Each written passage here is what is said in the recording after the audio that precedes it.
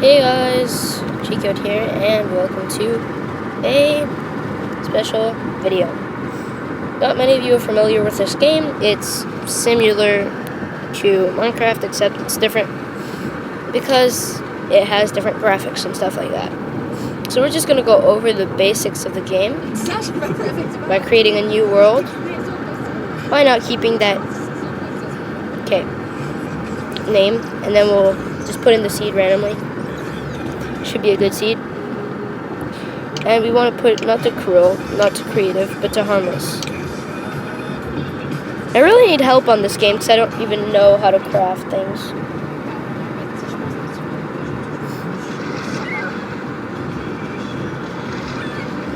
Cool intro. I'm back there.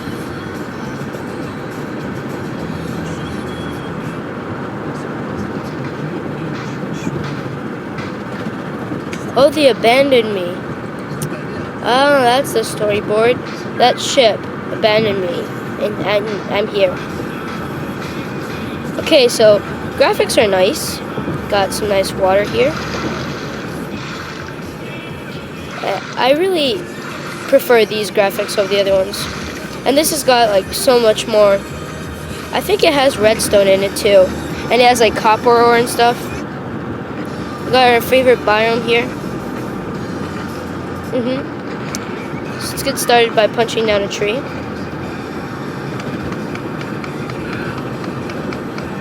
Animation is different.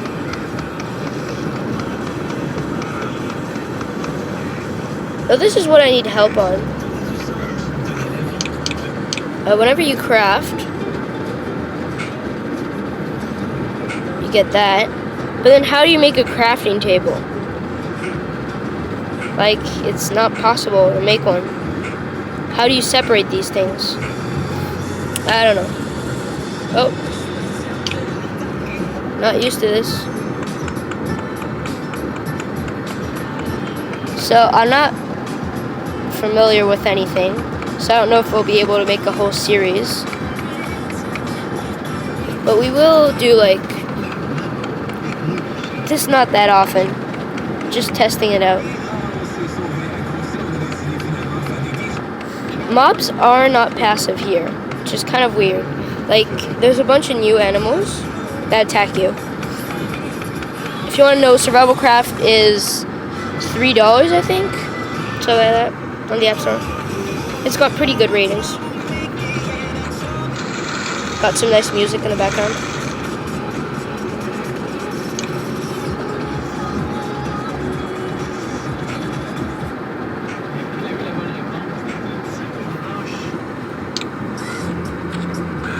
See, there's some birds.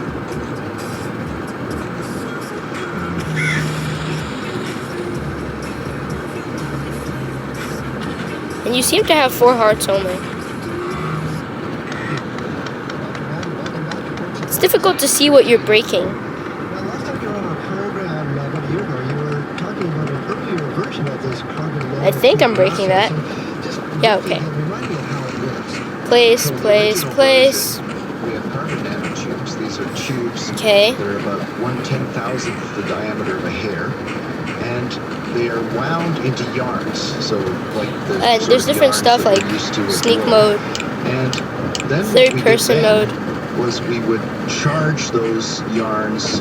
Kind of like cool. We would charge an electrode in a battery or in a capacitor.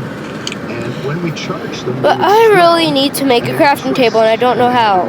I know this thing. It says at thousands of RPM, and so that was our original. Flying, climbing ladders, riding animals, interacting with blocks, throwing items, dropping, crafting. Small, but they're between 10 and 100 micrometers. So but like, there's a Wikipedia thing. And I can look through it. You can make grass. Oh, no recipes. And by using electricity, you can make it twist and untwist and all this for. So, what gave you the idea of adding wax to it to improve it? Well, the problem with the first version, what made it a little cumbersome, was that we needed to have an electrolyte, a salt solution like in a battery, and another electrode. so that we would apply a voltage between the two electrodes, and that made these devices bulky. There's we had to tools. encapsulate them. We had to cover them up, seal them. It's kind of weird. But the basic mechanism was one of swelling. So what else could we use to cause these yarns to swell? But like tools, wax, food, weapons, can undergo very large changes in volume by changing. How to get a wooden tube speed? Paraffin wax changes by about 30%. Okay, but I need a crafting table for that. Heating process. And just so how do you make a crafting table? Changes by more than 10% in volume. So the idea was to infuse these yarns with the wax, melt the wax, and then cause the rotation and actually an iron door, that we saw, a wicker lamp. And what happened actually. See, this is how you make it, but how do you place them? So if we look down into this carbon nanotube yarn, what's the wax actually doing to make it? I don't know. As you heat the wax and it starts to melt, as it melts, I need help on that. And that expansion then actually pushes the carbon nanotube structure apart and applies force to that carbon nanotube structure. But the carbon nanotubes are really strong, much stronger than steel. And so it's really hard to deform them in length. So what they do instead, in order to accommodate this wax, is whatever we let them do, which is either untwist or shrink in length. And so you can either get a fast spinning motion or you can get a contraction in length. But why doesn't the wax just squeeze out between the twists of the yarn the way water does? I'm going to be pretty silent this episode. That's a really good question. Really focused into what I'm doing. Trying to work out exactly, but what we think is... And honestly, I have not played this a lot. Surface tension between the wax and the carbon nanotubes is such that it's... Look at the terrain, how beautiful it looks. Sort of spilling out. Let's go on that mountain, actually. Of the yarn. All I like about this, really, is the graphics. To make it either expand or contract. We change the temperature of the wax by applying short current pulses. So the short current pulses heat the wire, much like a filament in a light bulb is heated, except not to as high a temperature. And that melts the wax and expands the wax and then causes very fast contractions or rotations. So we can get this thing to contract at 20 times a second, change in length by about 3%. So for 100 millimeter long yarn, you get about 3 and sometimes even 10 millimeters change in length. And okay, I need to get back to this. Wow. You know, it reminds me of one of those balsa wood airplanes I used to get as a kid with the rubber band where you wound it up and then let it go.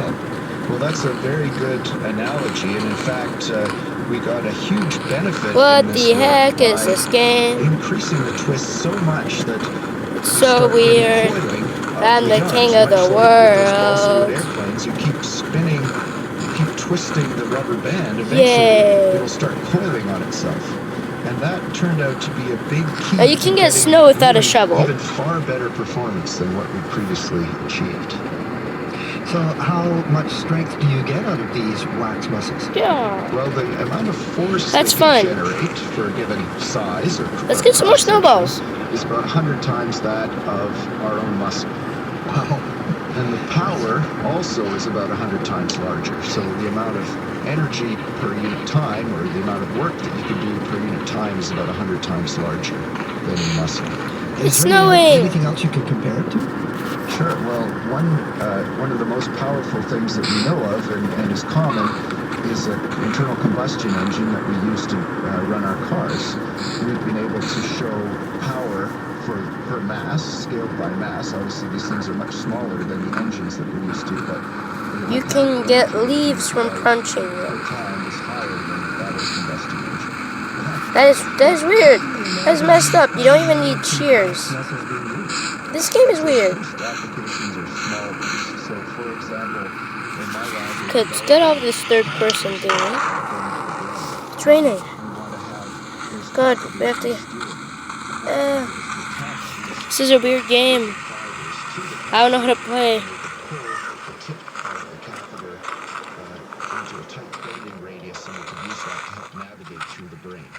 Another idea is to use it for tiny little valves or toys. So, for example, Okay. imagine you wanted to have Well, GI need some Joe help toy that from a professional. It's kind of a scary thought. But until then, bye.